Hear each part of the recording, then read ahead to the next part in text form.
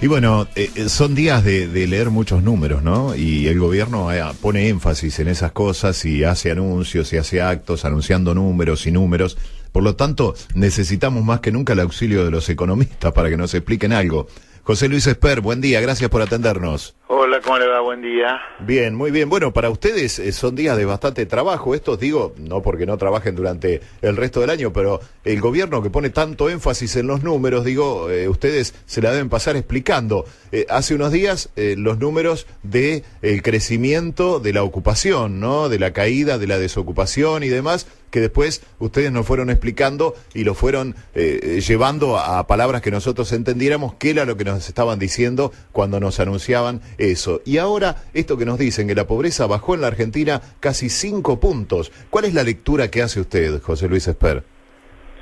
Bueno, en primer lugar, sin duda, que el dato de porque la pobreza esté baja. A ver, primero, tenemos un INDEC que ya no miente con los números. Afortunadamente tenemos un hombre probo, honesto, que ha decidido hacer lo que siempre debería haber ocurrido, tener un instituto de estadísticas que brinde datos económicos sobre el país, no la estupidez kirchnerista de armar un relato con el instituto de estadísticas, ¿no? Esa es la primera cosa importante a resaltar, porque a partir de ahí, si tenemos un INDEC creíble, como yo creo que tenemos, uno ya no discute más si el dato es mentiroso o no, sino trata de conceptualizar y extraer mensajes de los datos. Y ahí, en el plano del análisis de los datos, sin duda es un dato muy auspicioso que la pobreza haya bajado 4.7 puntos respecto del segundo semestre de 2016.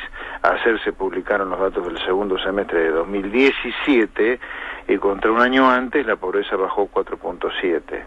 Es cierto que el año 2006 es un año donde uno tiene que tomarlo con pinzas por el hecho que es el año donde comenzó el ajuste, es el año del fogonazo de las tarifas, del fogonazo del dólar. Entonces usted está comparándolo contra un año realmente malo, por lo tanto, dado que la recuperación económica al final del año pasado ya estaba echando raíces sin duda, el 4.7 es cierto, pero hay que ponerlo en perspectiva. En perspectiva, por ejemplo, cuando uno lo compara con el último número de la gestión de Cristina Kirchner, que es de la UCA, porque en ese momento los kirchneristas habían destruido el INDEC, como ya le dije al principio, igualmente es una baja de 3.3%,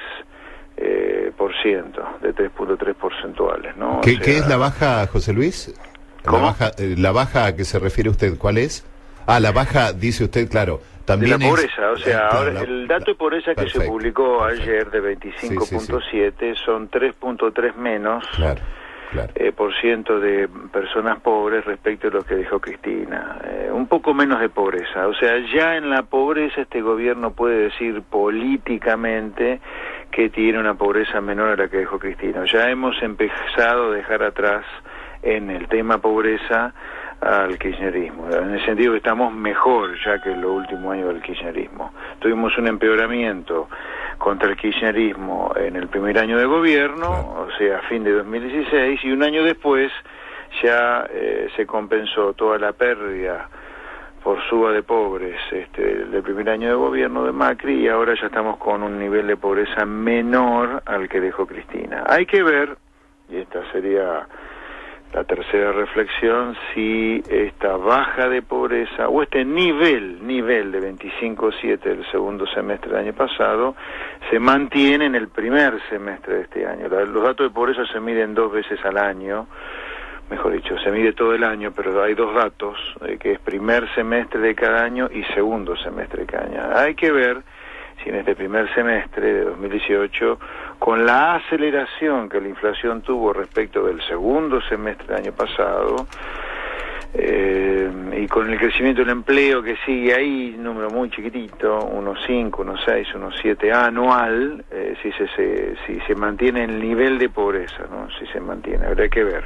Ahora, yo no es que dude, sino que digo, cuidado que estas cosas siempre hay que poner en perspectiva, porque obviamente en Argentina, o como casi todo el mundo, los gobiernos hacen lecturas políticas de todo esto, ¿no? Hay que ver, insisto, si se sostiene esta baja en la pobreza. Claro, eso es lo que yo escuché ayer, tratando de escuchar a colegas suyos haciendo análisis, ¿no? Porque uno que no es un conocedor de estos temas económicos trata de escuchar a ustedes cuando reflexionen. Y algunos decían que no se condice, o sea, que sí, que está bien, que ese 25 y tanto por ciento... 25,7 es real, pero que hay que ver ahora con estos aumentos de tarifas y todo, cómo se sostiene, ¿no?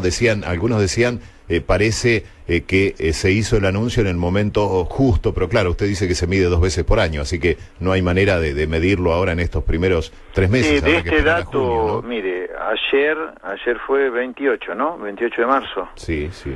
Ayer 28 de marzo se conocieron los datos, o sea, fin del primer trimestre de 2018, se conocieron los datos del segundo semestre de 2017, así que si uno sigue esa regla, al final, fíjese, estamos un trimestre después de terminado el semestre, se conoce el semestre, así que el dato del primer semestre de 2018 lo conoceríamos a fin de septiembre, después de la primavera, después ya ha ingresado a la Argentina en primavera, el 21 de septiembre de este año, a fin de septiembre conoceríamos los datos del primer semestre de 2018, ¿no? Claro. Hoy estamos dando nosotros como títulos que aumenta hasta el 40% el gas, que aumentan los peajes en las autopistas porteñas, que aumenta el transporte público de pasajeros del 1 de abril. Esto nos imaginamos, decimos nosotros sin entender mucho de economía, algún impacto puede llegar a tener, ¿no? En eso. Sin duda, a ver, si uno toma en cuenta estos impactos, que, a ver, la tasa de inflación de esta primera parte del año va a ser mucho más alta que la tasa de inflación del final de 2017, que es el número de pobreza del cual estamos hablando. O sea que, como se dice habitualmente, manteniendo constante todo lo demás, la aceleración de la tasa de inflación sin duda genera más pobres. Punto 2. La creación de empleo que está generando la aceleración del crecimiento económico que también se publicó ayer tiende a generar menos pobres. Entonces, cuidado, ya tenemos algo que genera más pobres que la aceleración de la tasa de inflación, pero el crecimiento del empleo tiende a generar menos pobres. Y tercera cosa a tomar en cuenta, habría que ver el ritmo de aumento de los salarios. Los salarios que se dice que se están cerrando es 15%. Yo creo que van a terminar siendo obviamente mucho más alto con cláusula gatillo o cláusula rectificación. Si los salarios crecen 15% o el equivalente al 15% para el primer semestre de este año, bueno, sin duda que eso tiende a generar caída de los salarios reales y eso genera más pobres. Así que habrá que ver, entonces, qué pasa con el combo, con la licuadora de estas tres cosas juntas, ¿no?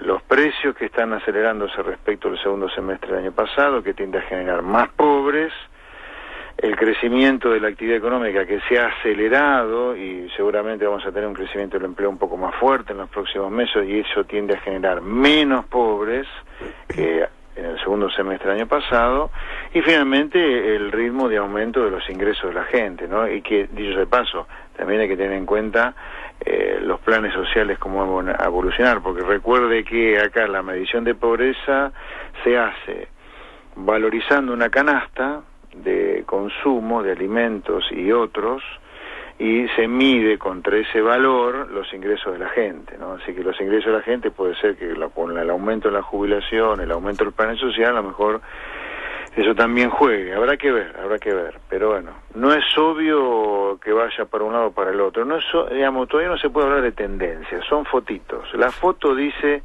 sin duda que la pobreza ha bajado con respecto al primer año de gobierno, sin duda que también en segundo lugar la pobreza ya es menor que el último año de Cristina.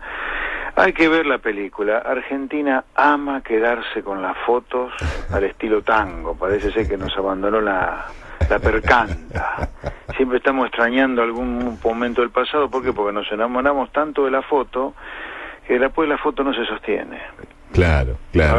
Bueno, pero por suerte ustedes cuando nosotros los convocamos nos atienden y nos ayudan un poco a pensar y a entender qué nos están diciendo cuando nos están diciendo determinada cosa. También en esto hay que hacer un mea culpa respecto de los comunicadores, que a veces comunicamos la parte de la noticia que nos parece que coincide con nuestro relato, ¿no? También en eso hay que... Bueno, pero todos tenemos nuestras especialidades. Si yo me pusiera a conducir un programa como usted conduce, seguramente duermo a toda la audiencia y me cortan el contrato a los 2 meses, ¿no? Es así.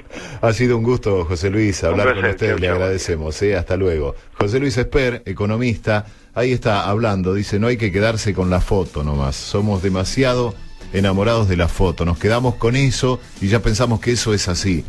Ellos desde la economía dicen, ojo, está bien, es cierto, el dato es cierto porque él dice que cree en estos datos del INDEC, que este INDEC es confiable, pero también hay que ver si esto se sostiene en el tiempo.